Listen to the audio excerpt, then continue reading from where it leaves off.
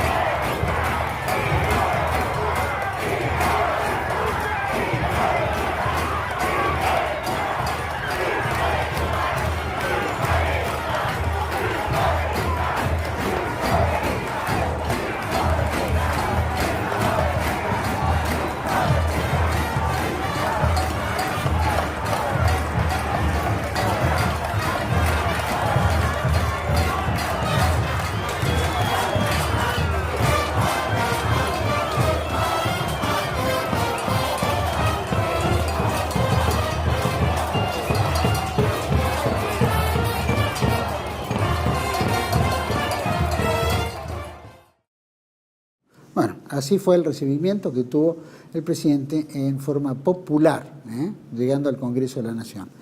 El discurso de Milei, por supuesto, replanteó todas políticas que ya conocemos, que habían pasado, temas que había que resolver, sin duda se plantearon, la corrupción que se venía dando desde hacía mucho tiempo, y por supuesto una cantidad de puntos en los cuales él consideraba que había que cambiar. Tal es así que le proponía a los congresales, a los cuales los denominó ratas y tantos epítetos, ¿no?, de insultos, y a los gobernadores, a los cuales también se le dirigió diferentes tipos de maltrato, se planteó que él quería llamar a una pacificación, llamémoslo un pacto, y ese pacto se llamaba 25 de mayo. Por supuesto que para llegar a ese pacto, los congresales, senadores, por supuesto los gobernadores tendrían que estar de acuerdo en la aprobación de su DNU, que fue rechazado en el Congreso, y de la ley ómnibus, la cual también fue rechazada en la Cámara de Diputados.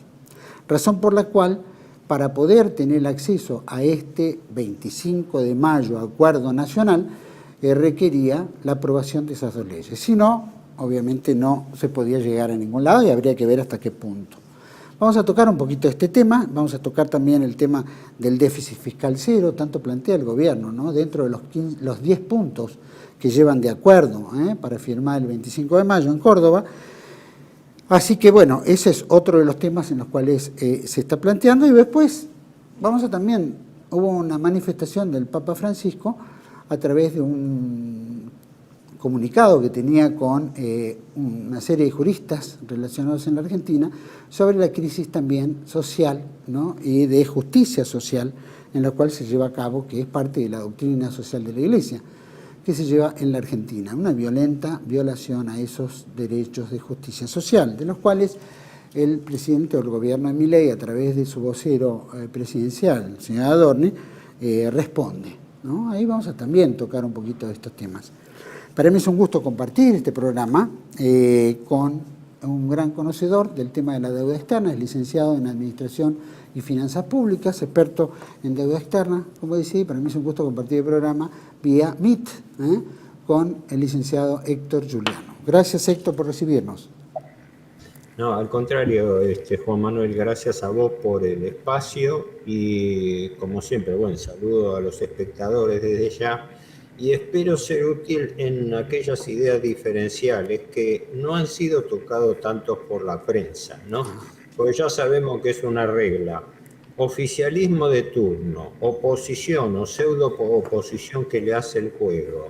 Y medios forman una unidad de desinformación de la opinión pública. Así que nuestra tarea, como bien lo dice la meta de tu canal, es toda la verdad primero, y eso es lo que tratamos de esclarecer. Si querés, me refiero... Efectivamente, me gustaría que fuéramos, si te parece, sobre el discurso de Milei, obviamente, para llegar a la ley ómnibus, para llegar al pacto del 25 de mayo, cuyos puntos que trata, ¿viste? Son 10 puntos, de los cuales, son casi una copia del consenso de Washington hecho por el gobierno de Carlos Menem, allá por la década del 89, 90, y que también trajo tanta convulsión en la Argentina, ¿no? Especialmente en muchos sectores que rechazaron, y por supuesto después vino dádivas de diferente calibre como para que todo el mundo aceptara y se sometiera a esos puntos, ¿no? Entre ellos la dolarización, que es lo que quiere llevar adelante también este gobierno. ¿Cómo podrías analizar el discurso presidencial? Lo hemos hablado. Yo creo que el discurso está copiado del menemismo de la convertibilidad de los 90, porque uno toma los diarios, las referencias de la época y parece que es un calco del esquema, pero ayornado al día de hoy, lógicamente. Y breve así comentario sobre el discurso. El discurso, como sabemos, contenía toda una serie, todo un enumerado de deficiencias de la administración pública, de irregularidades del Estado, de corrupción, etcétera, que eso se puede suscribir perfectamente porque son deficiencias que arrastra el Estado a través de todos los gobiernos y que, entre paréntesis, el actual gobierno tampoco ha revertido, ¿no?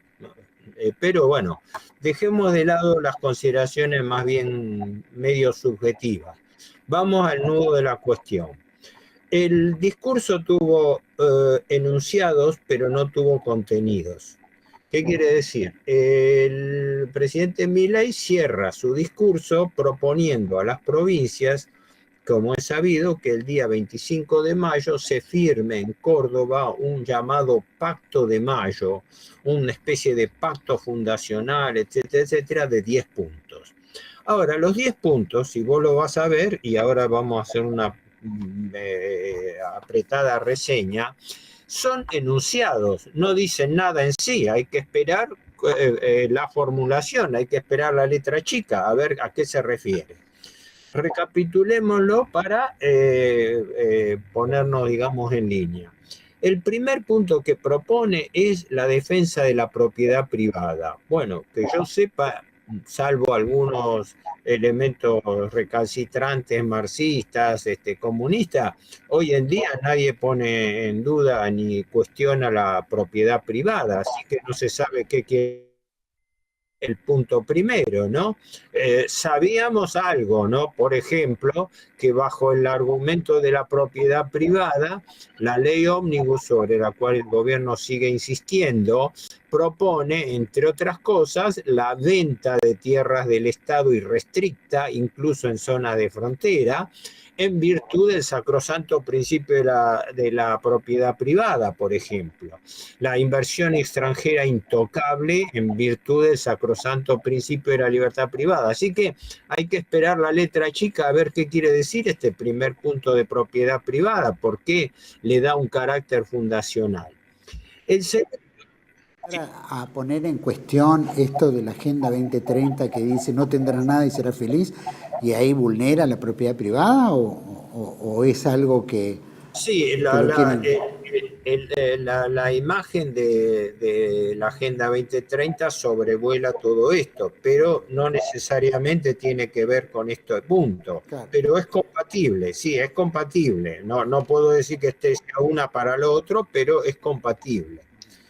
Ahora, el segundo punto sobre el cual es un estribillo, un ritornello del gobierno, viene el famoso tema del equilibrio fiscal, el compromiso irrestricto sobre el déficit fiscal.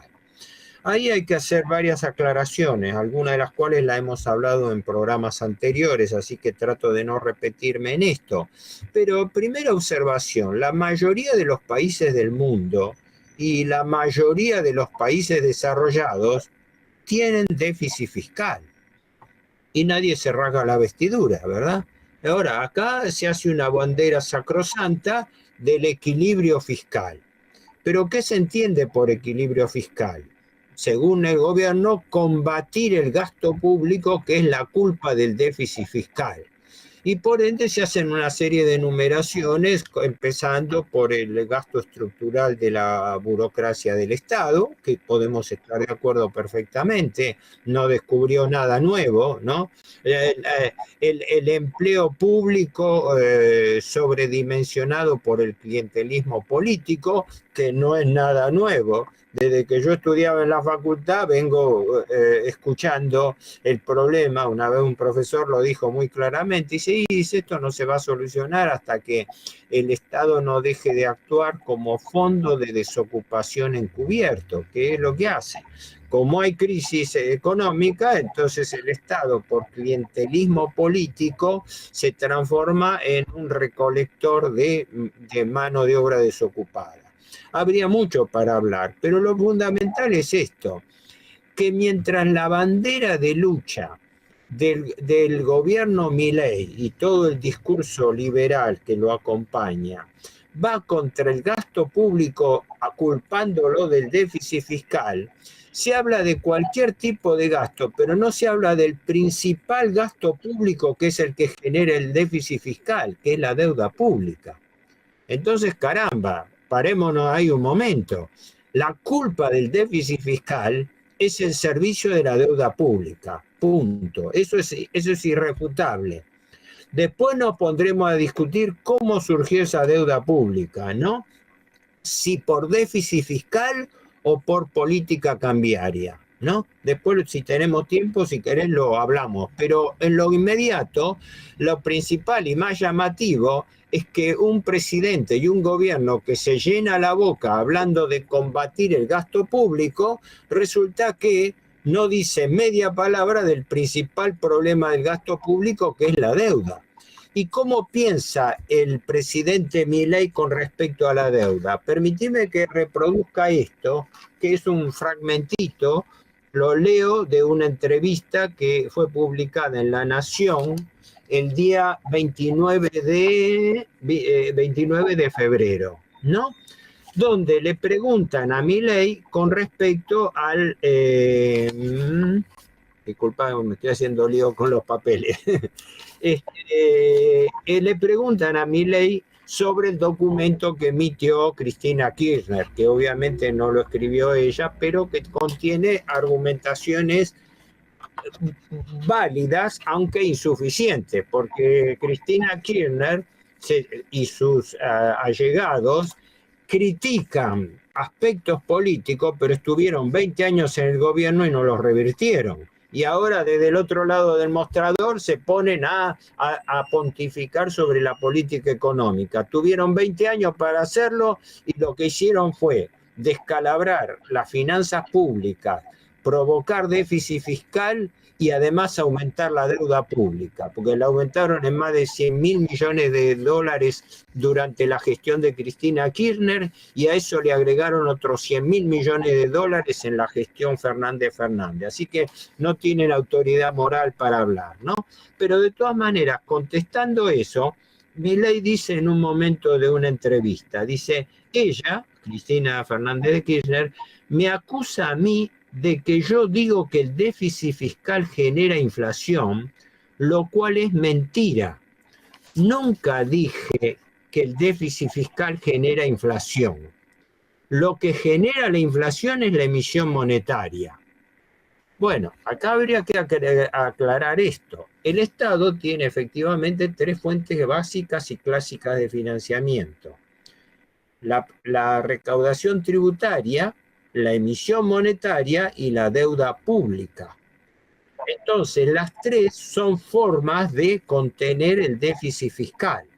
Lo que está diciendo acá Milei, entonces, es lo que genera la inflación es la emisión monetaria para cubrir el déficit fiscal. Pero después trae la frase importante. Dice, porque vos podés tener déficit fiscal y lo financiás con endeudamiento y no tenés problema. Repito, sí. Porque vos podés tener déficit fiscal y lo financiás con endeudamiento y no tenés problema. A ver, hace 50 años que la Argentina tiene el problema insoluble de la deuda pública y el presidente Milei recomienda tomar deuda pública porque así no tenés problema. Parece una bofetada. Esto dicho sic y reproducido entre comillas del presidente Milei. Entonces, no es casual que en su discurso, en el enunciado y en todo el leitmotiv del discurso, esté presente el combate contra el déficit fiscal, omitiendo la causa del déficit fiscal, que es la deuda. Porque para Milei la deuda no es problema. Y ya lo está demostrando porque en el primer mes del año, el primer mes neto de su gobierno, aumentó neto la deuda en 10.600 millones de dólares en un mes. Entonces, caramba, me parece importante. Y este es el segundo punto sobre el cual el discurso de Milei hace hincapié, ¿no? El equilibrio fiscal. Entonces, querés tener equilibrio fiscal, pero no tocas el principal factor de desequilibrio fiscal, que es la deuda, que es un problema fiscal insoluble, porque la deuda es una deuda impagable, y consecuentemente no dice media palabra de eso. Yo creo que acá ya se tendría que haber terminado el análisis, pero sigue con otros puntos que voy a tratar de resumir más rápido. La tercera es la baja del gasto público, según él, al 25% del PBI, que sería el histórico. Todavía no sabemos cuál es el PBI. Se supone que según Caputo sería unos 500.000 millones de dólares, pero de todas maneras es la baja del gasto público. Bueno, ¿quieren bajar el gasto público? Bájenle el costo de la deuda. Listo, bajen la deuda. Si es el principal factor de gasto público y quieren bajar el gasto público, háganlo. Lo hemos hablado, creo, la última vez que estuve allí presente. Milei dice en forma muy bravucona, no hay plata. Para aumentar a la administración pública no hay plata. Para aumentar a los jubilados no hay plata. Para los planes sociales no hay plata. Para la obra pública no hay plata. Pero para la deuda, que es el principal gasto público, ahí cambia la cosa. Ahí dice, no, caballeros, nosotros vamos a honrar los compromisos del país. Entonces, para eso sí hay plata. te leo el dato del primer mes. Perdón, esa plata no sale de los préstamos que nos da el Fondo Monetario, que todo se va renegociando, etcétera, más un porcentual que se saca de la recaudación que tiene el país a través de comercio exterior, impuestos, etcétera. Efectivamente, esa plata es en realidad, en su gran medida, en su casi totalidad, es refinanciación perpetua de deuda, lo cual quiere decir reciclar indefinidamente la deuda que vence y además tomar deuda nueva. Por eso aclaré que en un mes se tomaron casi 11.000 millones de dólares. Pero aquí que hay una prueba concreta. Este es el esquema de financiero mensual que publica el Ministerio de Economía sobre el mes de enero, donde el gobierno hizo un logro histórico. Tuvo superávit fiscal. Y no solamente eso, sino que se ufana de haberlo tenido. La verdad que es una cosa extraordinaria. La Argentina hace no sé cuánto tiempo, años, que no tiene superávit fiscal. Pero ¿cómo se consiguió ese superávit fiscal? El primer factor para obtener superávit fiscal fue aumentar la recaudación.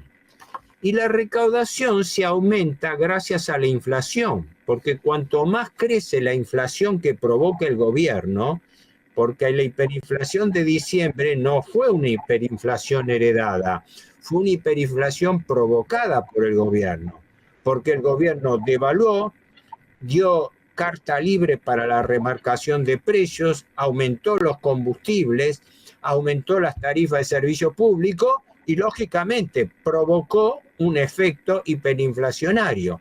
Entonces el gobierno no puede decir que es una hiperinflación heredada. Trata de aterrorizar a la gente diciendo un disparate, que si no hubieran hecho esas medidas, la inflación hubiera llegado al 15.000%, que es un disparate sacado de la galera, que no hay ningún estudio conocido que lo refrende, ¿no? Aterrorizar a la gente como diciendo, no, la cosa hubiera podido ser peor. La cuestión es esta, que tengo acá en la mano esto que está bajado del Ministerio de Economía. El gobierno logró en enero un superávit de 2 billones de pesos. ¿Cómo lo logró? Aumentando la recaudación gracias a la inflación, porque cuanto más sube la inflación, más cobra el gobierno por IVA, más cobra por ganancias, por bienes personales, por impuesto al cheque. Es inmediato. Además, ¿cómo lo logra también? Devaluando, porque entonces al devaluar la moneda, al devaluar el peso, obtiene en dólares traducidos a pesos, obtiene más ingresos. Entonces, por un lado, subió los ingresos gracias a la inflación que provocó el propio gobierno.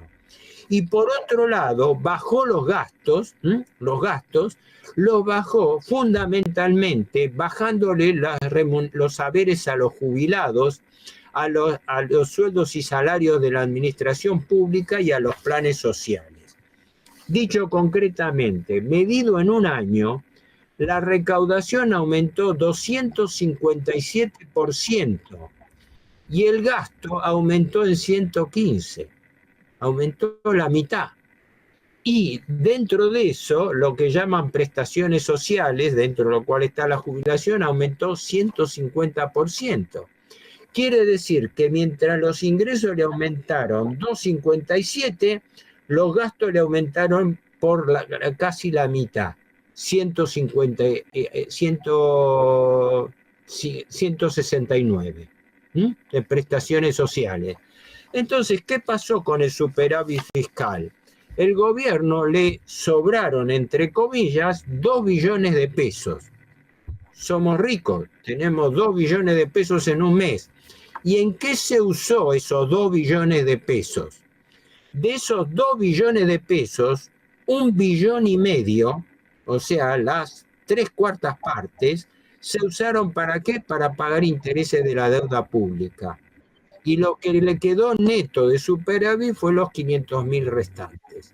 Así que todo este esfuerzo de provocar una hiperinflación para recaudar más y empobrecer a la gente, que automáticamente le caen los salarios reales, y combinado con bajarle los haberes y jubilatorios, fundamentalmente dicen los mismos economistas del establishment, el gran ahorro del gobierno se dio bajando las jubilaciones del Estado. Entonces, de esa manera, el gobierno logró tener un superávit fiscal.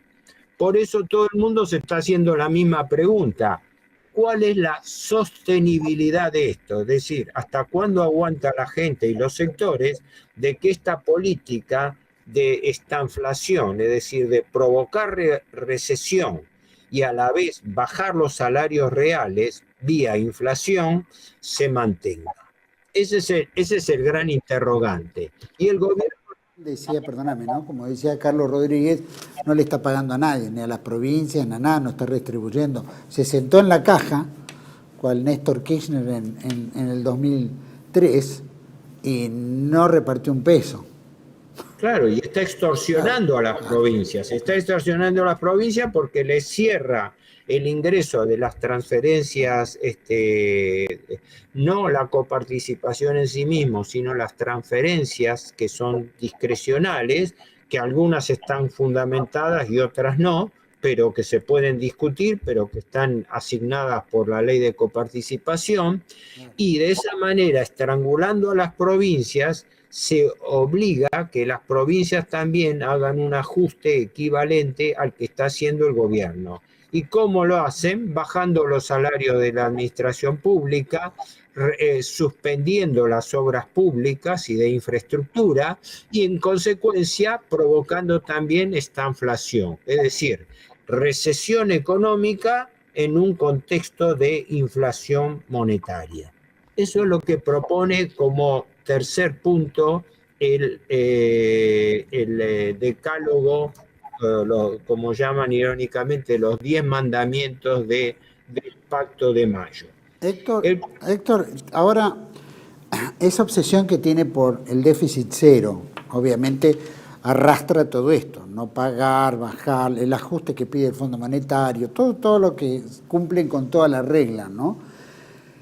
Pero ese déficit cero, a lo cual se puede llegar, o lo que el gobierno quiere, puede generar una crisis social enorme en cualquier momento, porque nadie está dispuesto a aguantar.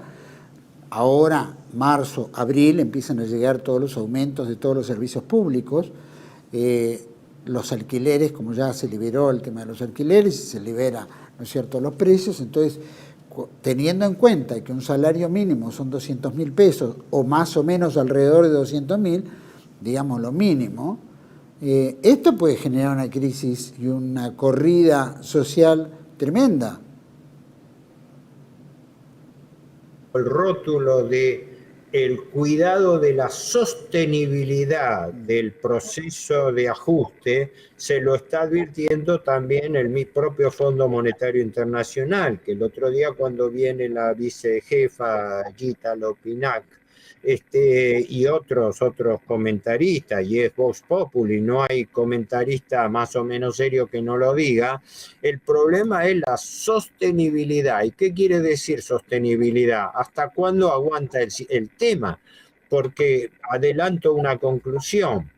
Para mí, la gran angustia del gobierno, que lógicamente el gobierno no lo dice y la opinión pública armada por los grandes medios tampoco, es que este tema puede capotar, puede fracasar, y hasta ahora no está dando los resultados que el gobierno quiere tener.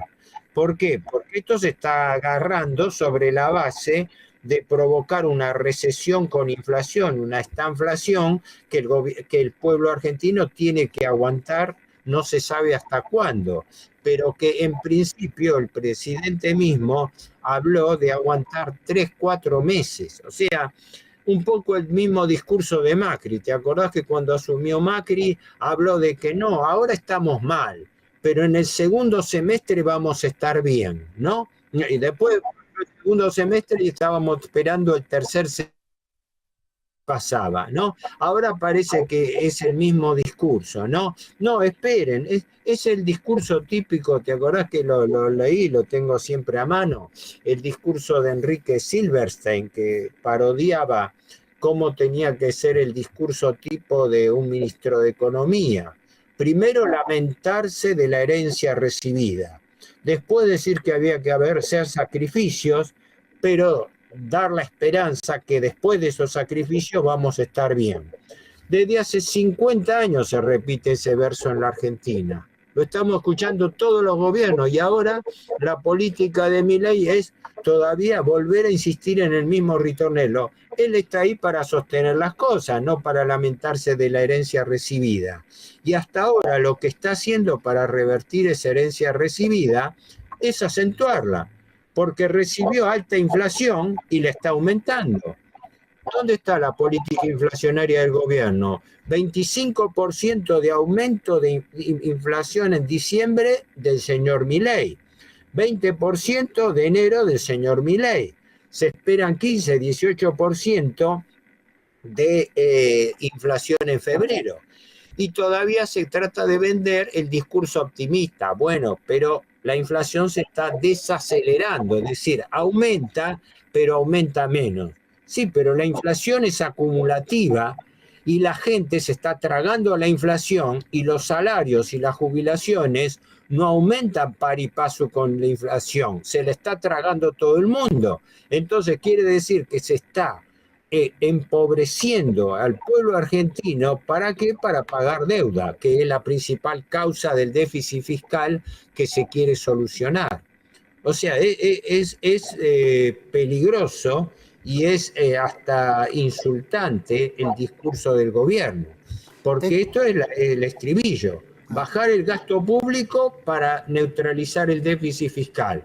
¿Cómo lo hacemos? Muy simple, bajemos los salarios, bajemos las jubilaciones, bajemos. Ahora, de lo que no se dice nada es cómo bajamos el costo financiero, que es el que está dando resultados, porque en un momento donde la inflación está castigando al país, los bancos y los fondos de inversión están teniendo récord de ganancia. Así que acá este es un juego de suma cero. Lo que pierde un sector, el sector laboral jubilatorio, lo están ganando los bancos y los fondos de inversión. Y de eso el gobierno no dice nada. ¿Por qué? Porque ¿cómo va a decir algo si son los sectores que lo apoyan en el gobierno? Hay una parte, Héctor, hay una parte en la cual se está especulando, por lo menos eso es lo que se dice, que de alguna manera el gobierno está tomando menos plata por parte de los bancos, ¿no? Los bancos y diferentes sectores financieros locales. Y entonces eso puede llevar a que de alguna manera el dinero que tienen los bancos o los excedentes que están aprobados por los mismos bancos, aprobado por el gobierno, es decir, que emitan y tengan acceso a esos capitales, va a llegar a la gente. De alguna manera esto, lo que el gobierno no toma, va a reducir el costo del dinero y entonces la gente va a poder tener acceso al dinero a menor costo y entonces va a poder desarrollar la empresa, etcétera, que es un poco lo que plantea acá la reducción también de impuestos, ¿no? Y la agilización del comercio. Quiero ver si esto impacta en algo, si realmente está dando así, si en forma local eso funciona o eso puede trastabillar porque hay mucho dinero extranjero de grandes corporaciones que de alguna manera alteren eso. Pero quiero que me lo cuentes enseguida. Espera. Me lo vas a decir en cuanto volvemos a este pequeño corte. Vamos a un corte y volvemos enseguida con Héctor Juliano. Ya volvemos. TLV1 se complace en anunciar que estará transmitiendo en su canal TLV1 Clips valiosos programas emitidos antes de la censura sufrida. El lienzo prohibido, el revés del derecho, combates por nuestra historia, disenso, historias de Malvinas, entre otros que podrán encontrar en este enlace.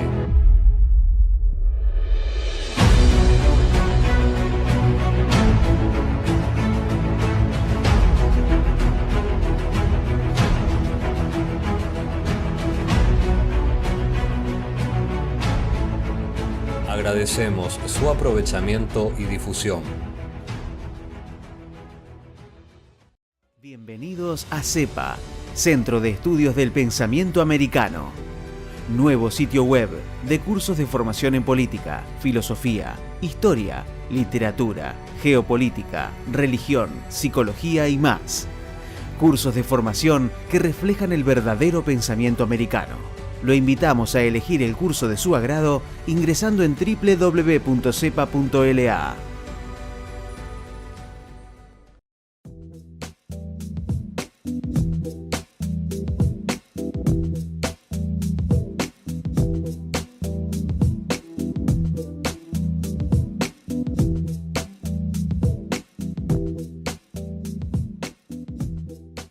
Decir siempre la verdad primero tiene un precio.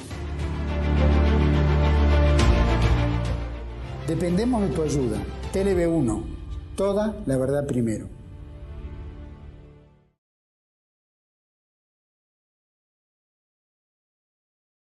Bueno, estamos de vuelta en este segundo bloque con el licenciado Héctor Giuliano. Y Héctor había quedado pendiente en el bloque anterior que si el gobierno no toma dinero de los bancos, que es lo que dice que de alguna manera va a facilitar, es que ese dinero caiga en manos locales, privadas, y desarrollar otra actividad que el comerciante va a poder hacer.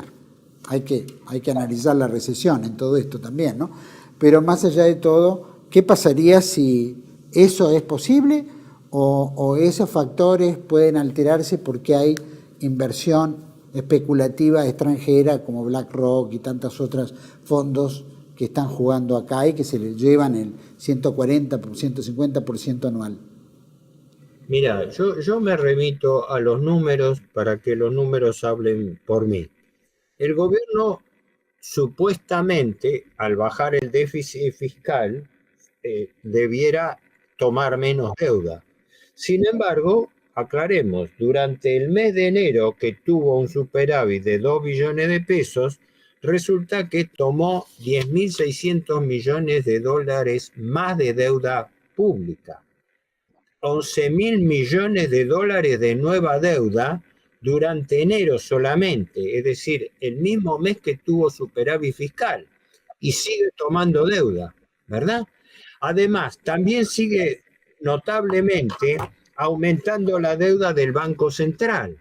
El Banco Central en este momento tiene una deuda por letras de liquidez LELIQ de 30 y ahora al 23 de febrero estaba leyendo 38 billones de pesos. Al 31 de enero tenía 36.500 y a diciembre tenía 31. Caramba, está aumentando astronómicamente la deuda por LELIQ, que por otra parte no se explica porque las LELIQ están suspendidas y sin embargo siguen aumentando. Y paralelamente, las LELIQ son a 28 días, así que ya se tendrían que haber agotado. Y paralelamente también está subiendo la deuda en pases pasivos que son a un día y devengan el 100% de interés anual a tasa nominal, que equivale a una tasa efectiva del 171% anual. Y también el monto de los pases pasivos aumentó. En este momento está en el orden de los 33 billones de pesos y en diciembre estaba en 28.500. Así que hasta ahora, la reducción de deuda no se ve. Y entonces hay una contradicción en principio. Si el gobierno está reduciendo el déficit fiscal, ¿por qué aumenta la deuda? ¿Por qué aumenta la deuda? Si vos no tenés déficit fiscal, ¿por qué aumenta la deuda? ¿Por qué te estás endeudando en principio innecesariamente si estás teniendo déficit fiscal? El gobierno tendría que aclarar eso, porque la realidad es que existe una gran mentira con respecto al origen de la deuda, porque todo el mundo cree y le han hecho creer que la culpa del endeudamiento público es el déficit fiscal. Y en cambio, estudiando empíricamente la situación, uno llega a una conclusión muy diferente, que el verdadero motivo por el cual se ha creado y aumentado astronómicamente la deuda pública no es como primer causa el déficit fiscal, sino la política de dólar bajo, la política de atraso cambiario. Por eso el gobierno se está endeudando en moneda extranjera. ¿Para qué? Para aumentar las reservas del Banco Central. Es decir, se está endeudando para sostener el tipo de cambio bajo. Esta es la gran mentira que se oculta a la gente, que el verdadero motivo del endeudamiento no es el déficit fiscal, sino la política cambiaria. Y por eso todo este discurso del equilibrio fiscal y todo es un mito, a mi juicio. Es un mito para enmascarar que el verdadero es endeudar a la Argentina, porque los capitales financieros exigen que los países tomen su cuota de endeudamiento, porque sobra capital financiero en el mundo, y sobre todo capital proveniente de dinero negro, que es el que transmiten a través de los paraísos fiscales los grandes fondos de inversión. Porque al dinero que toma el país en deuda no se le pide de dónde proviene, ¿no? Se lo canaliza directamente. Pero de eso habría mucho para hablar. Sí, pero sí. Esto a mi juicio está desnudando la realidad. Está desnudando el hecho de que la verdadera causa del déficit fiscal es la deuda. Y que el gobierno se sigue endeudando pese a que está teniendo superávit fiscal. Tendrían que aclarar bien ese punto. Y estamos hablando, por ejemplo, de los otros puntos, si seguimos avanzando para poder llegar a tiempo. Todo gobierno se financia con, obviamente, los impuestos, ¿no es cierto? Impuestos, etcétera, ¿no? Y en esta cuestión que habla para reducir la presión impositiva, ¿no? Que dé tranquilidad, etcétera. ¿Cómo podés analizarlo cuando en realidad desde que asumió todavía no tocó un solo impuesto? Es más, el campo que entrevistamos hace poco a un agropecuario planteaba de que ¿no? los impuestos que tiene es casi el 80% de lo que produce un campo, ¿no? Entonces... Exactamente. La contradicción del punto 4 es que se habla de proponer una reforma tributaria para bajar la presión fiscal. Pero caramba, las primeras medidas, los 10 puntos de Caputo y las medidas que están tomando el gobierno aumentan la presión tributaria. Se generalizaron, por ejemplo, las retenciones del campo. Todos los sectores del campo que estaban llorando por las retenciones, resulta que ahora se encuentran con que las retenciones no bajaron y en cambio se generalizaron a todo el mundo, incluso a las economías regionales.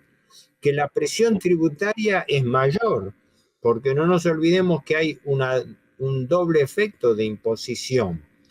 El impuesto directo que paga la gente y el que le transmite el sistema de precios, porque vos de todo lo que comprás pagás impuestos, hasta de las tarifas de servicios públicos. Así que cuando aumentan los servicios públicos, aumentan también los impuestos que llevan las tarifas de los servicios públicos. Es más ganancia para el Estado, más costo para el contribuyente y consecuentemente más presión tributaria.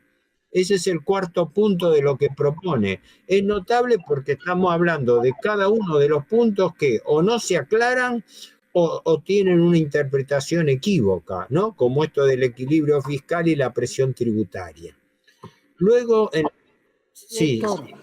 También se puede incorporar ahí el tema del punto 5, ¿no? Que es la rediscusión de la coparticipación federal de impuestos. O sea, si la provincia de Buenos Aires, por ejemplo, ahora no recibe dinero para financiarse, obviamente va a aumentar todos los impuestos, como está ocurriendo con el ARBA y todo, ¿no? La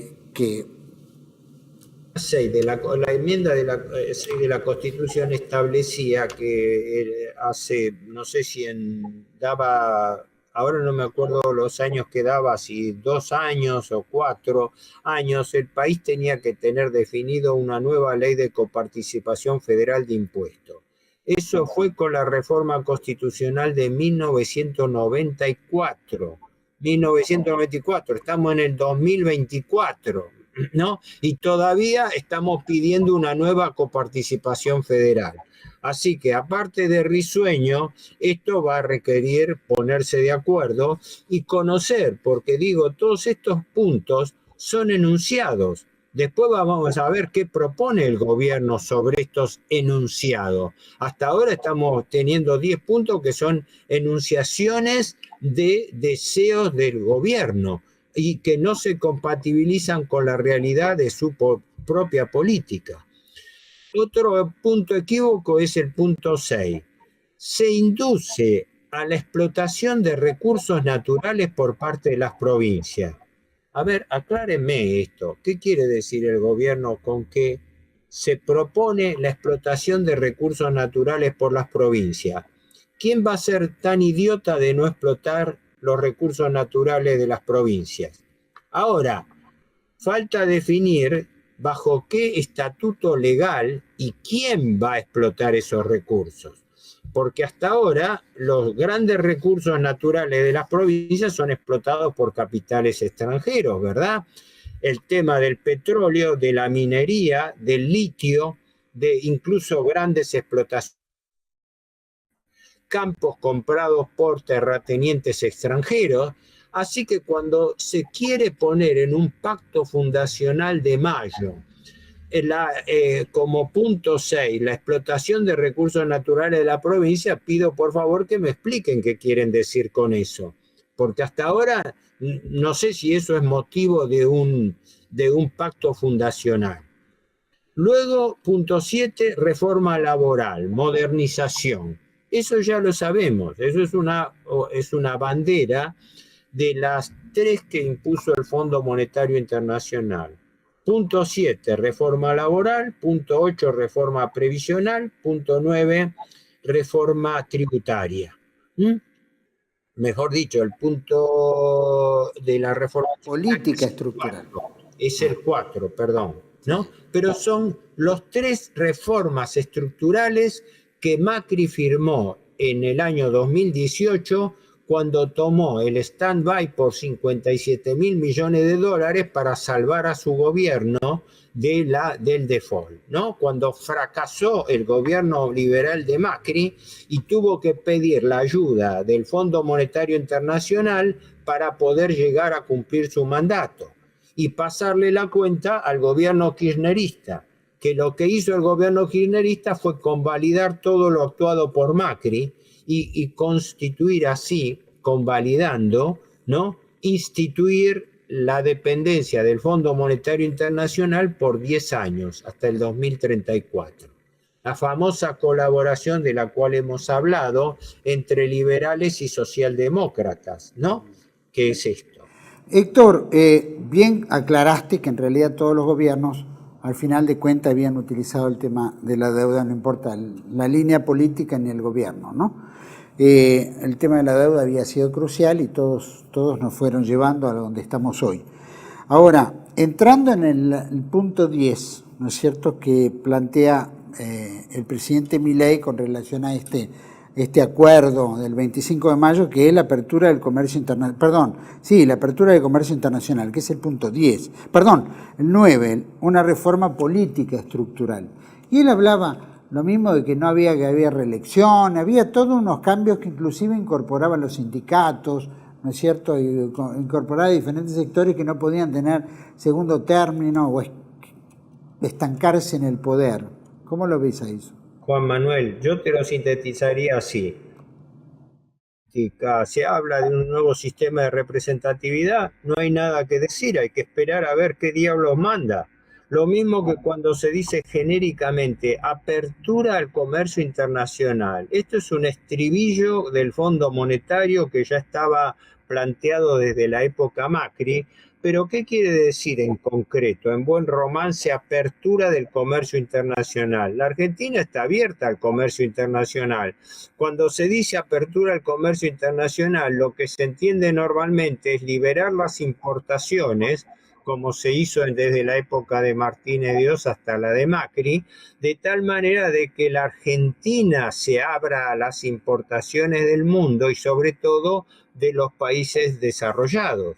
Por lo cual también este punto, que es muy delicado y muy sospechoso en momentos en que se habla de adhesiones internacionales a la Unión Europea y otros más, lo mismo, los 10 puntos que enunció nada más Milei, hay que esperar la letra chica, hay que esperar cuál es el contenido de estos anuncios, porque son anuncios, no son medidas, ni tienen contenido, ni son proyectos, son enunciados.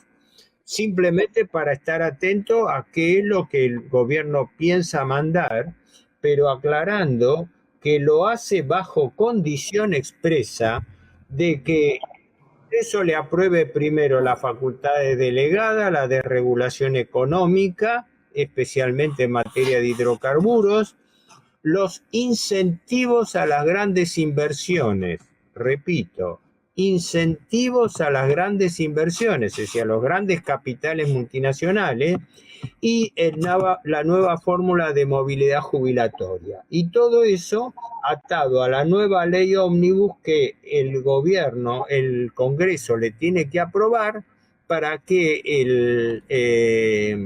el presidente Menem haga la propuesta concreta de estos 10 puntos, lo cual me parece que es decir una mera enunciación, no sabemos nada. Es Bueno, decir, ahí Héctor, le pido, señor director, si nos puede poner esta comparativa entre los 10 puntos presentados por el presidente Milei y el consenso de Washington firmado por lo menos el pedido que tenía en su momento Carlos Menem. Hay una analogía, no es la misma, no son los mismos términos, pero la esencia de los puntos es adecuarse al sistema de apertura internacional, cuyo modelo puede tomarse efectivamente con el consenso de Washington. Es decir, cómo la Argentina someterse al sistema económico financiero internacional en favor de los países desarrollados, en este caso concretamente de los Estados Unidos y otros, a despecho de lo que puede ocurrir en la economía nacional, porque otra cosa no se puede inferir, pero hay que esperar que el gobierno especifique estos 10 puntos a ver cuál es su contenido, porque hasta ahora son enunciados nada más, Sí, y enunciados sospechosos, ¿no? Porque ya empezamos con el equilibrio fiscal a costa de los jubilados, el gasto público omitiendo la deuda pública, que es el principal problema. Entonces, si uno plantea mal un problema, puede llegar a cualquier solución, o mejor dicho, a ninguna solución. Porque la clave es que si no se identifica correctamente el problema, no hay solución. Y mientras tanto, el gobierno, ¿qué hace? Distrae a la opinión pública, ¿no? Genera conflictos por cualquier cosa. El gobierno está en el cholulismo político, está en la crítica, o peor todavía, en el cuestionamiento indebido, como fue el caso reciente, los días pasados, la impertinencia del vocero presidencial Adorni, en él, que no tiene la más miserable autoridad, hablar en contra del Papa y de la doctrina social de la Iglesia. Me parece que mejor se hubiera callado la boca, ¿no? Perdió una buenísima oportunidad de quedarse callado la boca en lugar de decir estupideces, demostrando que es un ignorante en materia de doctrina social católica. Porque habla contra el concepto de justicia social. A ver, te leo. Para eso, para un minutito. Vamos a poner un fragmento de la propuesta o el análisis que hace el Papa Francisco en relación a la justicia social, que es la doctrina básica de la Iglesia, ¿no? Y esto lo hace en una plataforma de juristas. Inmediatamente después vamos a ver la respuesta que da Adornis, el vocero presidencial, a la manifestación del Papa. Sabemos que vivimos épocas de tanta injusticia, casi digo de intensa injusticia. Pocos ricos cada vez más poderosos y millones de pobres negados y descartados. No hay futuro, no hay desarrollo, no hay justicia ni democracia en un mundo en donde millones de niños comen diariamente solamente los desechos de aquellos que sí consumen. Los derechos sociales no son gratuitos. La riqueza para sostenerlos está disponible, pero requiere de decisiones políticas adecuadas, racionales, equitativas. El Estado, hoy más importante que nunca, está llamado a ejercer ese papel central de redistribución y justicia social. Las normas, queridos jueces, ya han sido dictadas. Rigen. El problema es su vigencia efectiva, su concreción. Y ahí empieza vuestro rol. El dios mercado, la diosa ganancia, son falsas deidades que nos conducen a la deshumanización y a la destrucción del planeta. La historia lo ha demostrado en muchas y muy tristes oportunidades. Son Moloch devorando a las generaciones recién nacidas. La palabra de Jesús, que fundamenta la doctrina social de la Iglesia, es siempre un sendero seguro, un sendero luminoso, para coadyuvar en el ejercicio de la magistratura.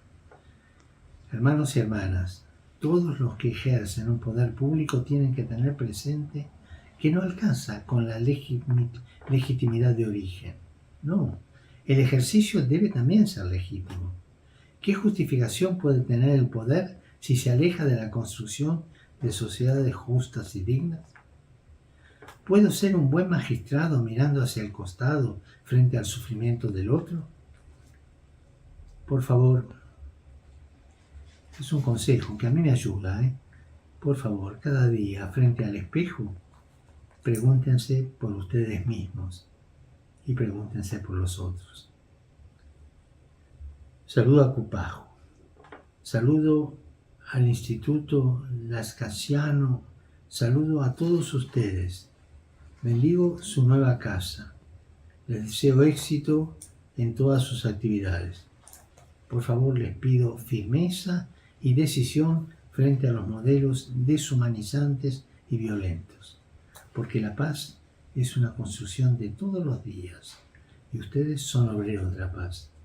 No, eso no es así, eso lo ha dicho el presidente de la Nación en más de una oportunidad, entendiendo que la justicia social, en esta lógica de sacarle a unos compulsivamente para darles a otros a criterio del funcionario de turno, ha logrado en la Argentina, y entiendo que en el resto del mundo donde se utilizó el Estado como se lo utilizó en la Argentina, a lo que hoy estamos viviendo, que es un 50% de pobres, número más, número menos, y eso significa muchos millones de argentinos que el Estado presente, el bendito Estado presente, no, evidentemente les ha quitado todo y no les ha dado absolutamente nada. El presidente entiende que pueden ser frases o palabras o definiciones muy lindas al oído, pero que no han hecho otra cosa que está a la vista, ¿no? 20 años o 20 y pico de años hablando de justicia social, solo por nombrarte el último periodo que yo lo empalmo con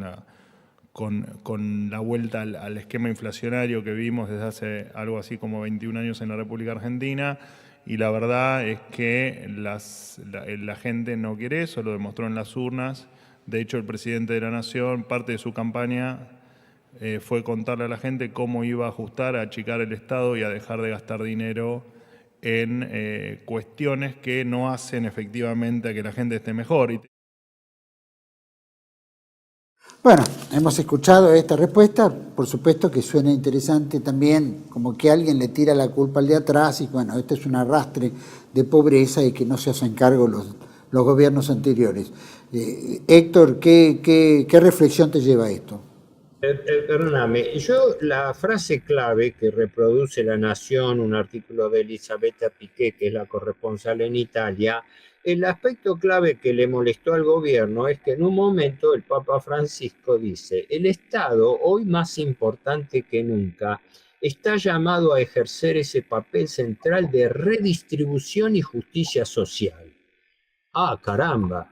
La misma periodista recuerda que Milei dijo que el Estado que el Estado es una asociación criminal y que la justicia social es un robo. Así que, a ver, un momento, si querés lo repetimos. Mientras el Papa está diciendo que el Estado es más importante que nunca para la redistribución y la justicia social, Milei está diciendo exactamente lo contrario, que el Estado es una asociación criminal y que la justicia social es un robo. Me parece grave, ¿verdad? Porque el Papa lo ejemplificó hablando y cuestionando lo que él acertadamente dice. Ahí empieza vuestro rol, hablando de la clase dirigente y de los funcionarios judiciales, en este caso, porque era un mensaje dirigido a los funcionarios judiciales, donde dice, irónicamente, dice, el dios mercado y la diosa ganancia son falsas deidades que nos conducen a la deshumanización y a la destrucción del planeta. El vocero presidencial, que de doctrina social de la Iglesia no sabe nada, se da el lujo de contestar. La justicia social, dice Adorni, dice, en esa lógica de sacarles a unos compulsivamente para darles a otros. O sea, para los liberales, o para estos liberales anarcoliberales, la justicia social es sacarle a uno para darles a otro.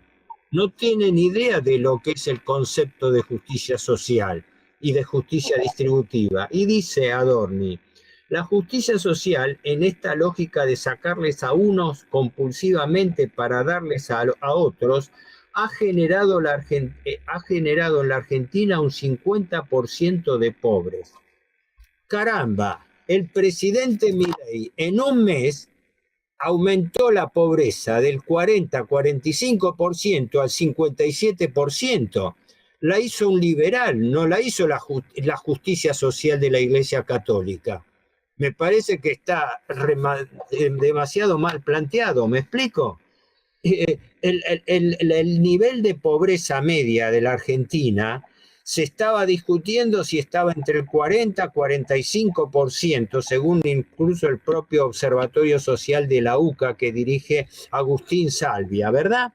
Y resulta que el vocero presidencial dice, repito, la justicia social en esta lógica de sacarles a uno compulsivamente para darles al otro ha generado en la Argentina un 50% de pobres. Y resulta que los que generaron el 57% de pobres en un mes fue el gobierno Milei. Lo dice después claramente.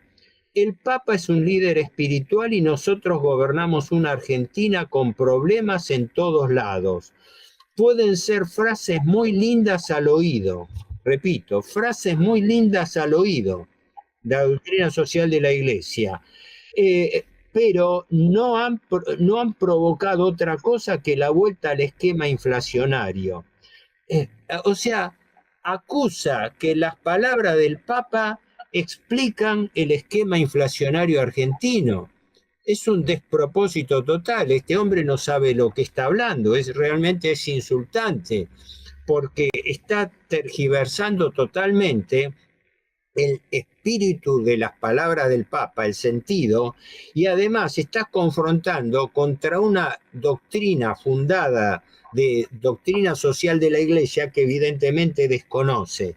Y lo cierra con la frase soberbia de tipo, dice, la gente no quiere eso, lo demostró en las urnas. O sea, este es el totalitarismo democrático de las urnas. No, si la gente votó el ajuste.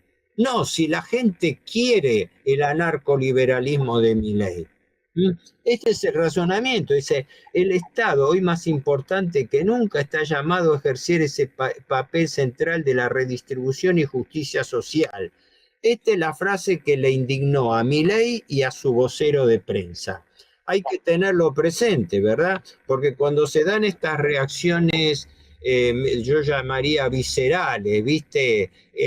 Quiere decir que tocan la fibra de fondo de la esencia del pensamiento anarcoliberal, ¿verdad? Está perfectamente en claro que el presidente Milei encabeza un gobierno que está radicalmente enfrentado con la doctrina social de la Iglesia en conceptos tan fundamentales como la justicia social y el rol del Estado en la redistribución de la riqueza. ¿Por qué? Porque es un gobierno que favorece el esquema liberal del predominio y del egoísmo económico, porque es la doctrina de Adam Smith, que el egoísmo de los individuos... ¿Hola? Ah, no, de vuelta se me escapa la página, tengo miedo de eso.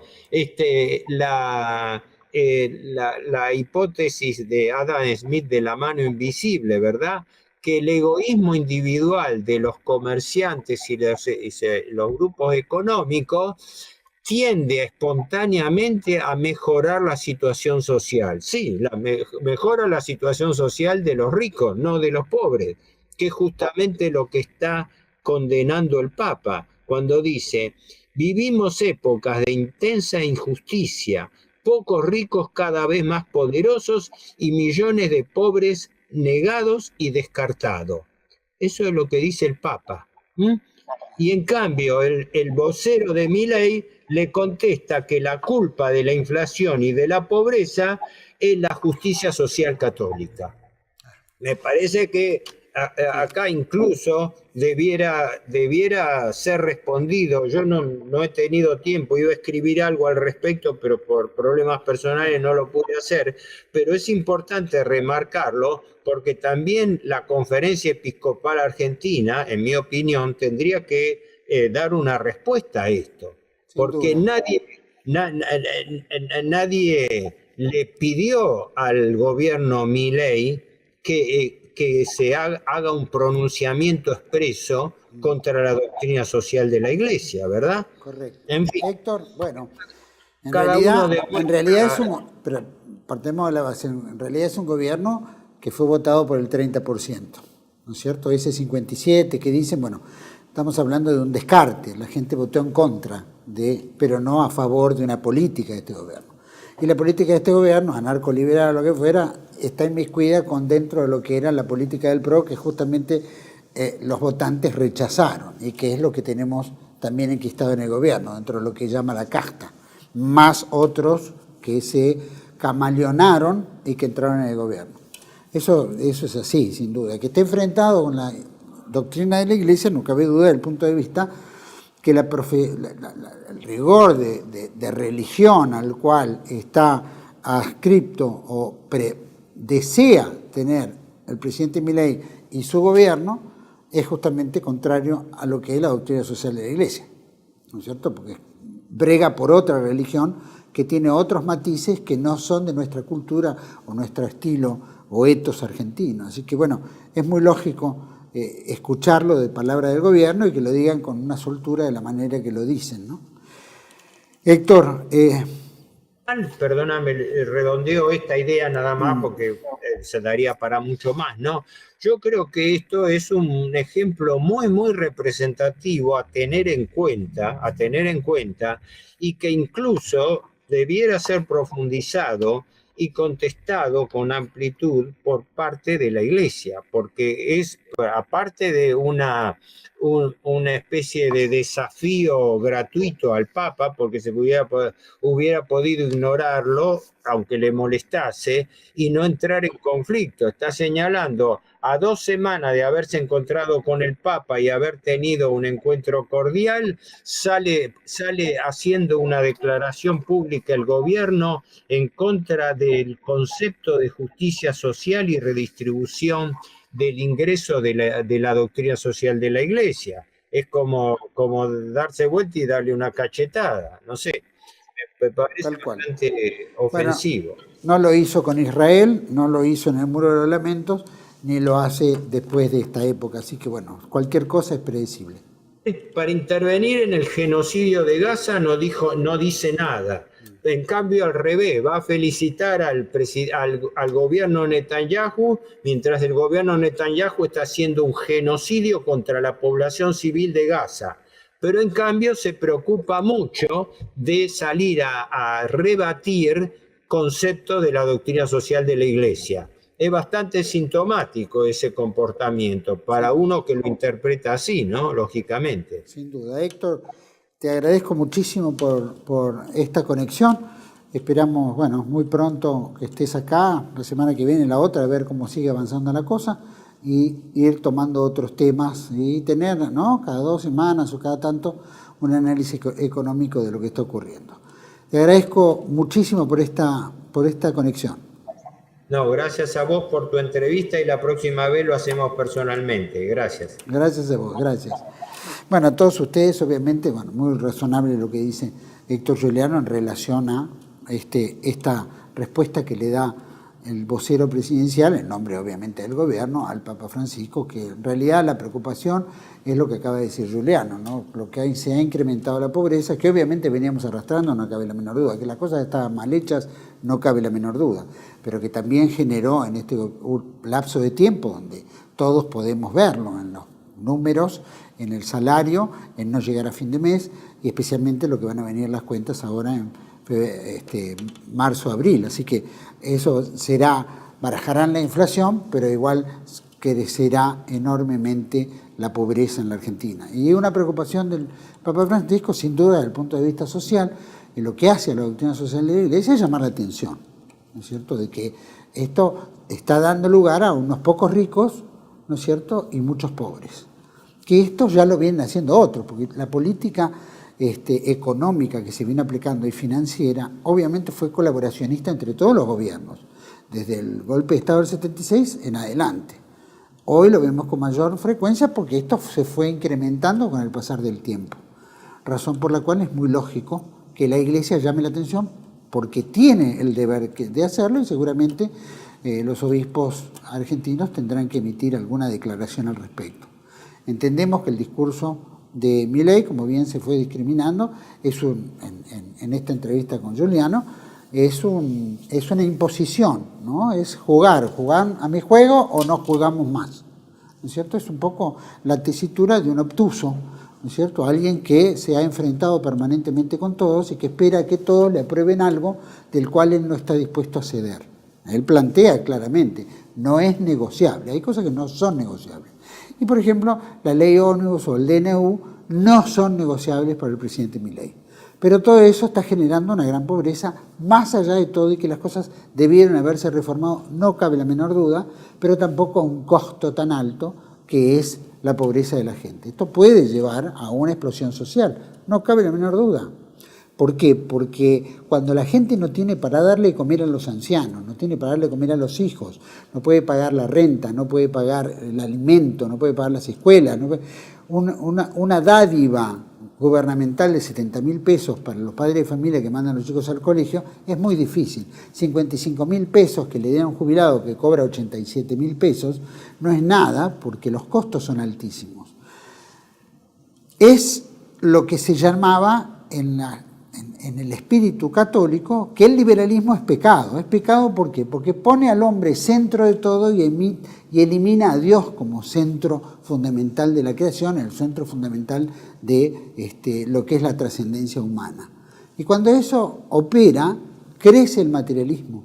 Y ese materialismo crece, efectivamente, enriqueciendo como siempre a pocos, y lo podemos ver en el gobierno, los pocos que se están enriqueciendo, esa camarilla pequeñita que cada vez es más rica a costa de los pobres. Y Argentina no deja de ser un paraíso fiscal para los grandes poderosos que vienen, invierten, compran la LELIQ, eso se intercambia y les produce, como bien decía Giuliano, alrededor de 170% anual de ganancia.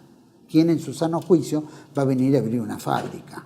Imposible. Es más, si hay que liquidar todo, van a liquidar todo, porque forma parte del paquete, forma parte de la Agenda 2030, forma parte de la gobernanza mundial y forma parte de la desintegración de las naciones.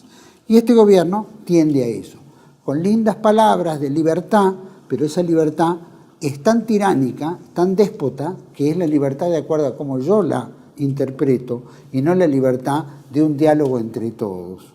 Y Argentina es un país múltiple con diferentes poderes que todos tienen un rol y nadie puede suprimir el rol del otro.